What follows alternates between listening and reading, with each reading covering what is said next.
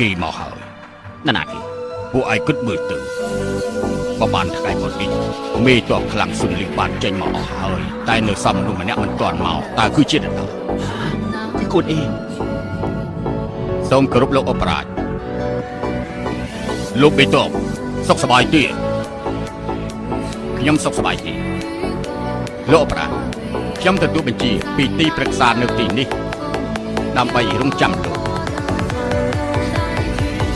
បើខ្ញុំទៅតើលោកគិតយ៉ាងម៉េចលីបៃនឹងខំមីមិនលើកលែងឲ្យលោកទេទោះជាពួកគេលើកលែងឲ្យលោកចៅអ៊ីនិងសុនឈៀនដែលនៅជាងតុងក៏មិនលើកលែងឲ្យលោកដែរ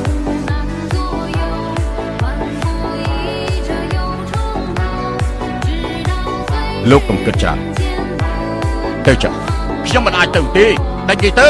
បាទ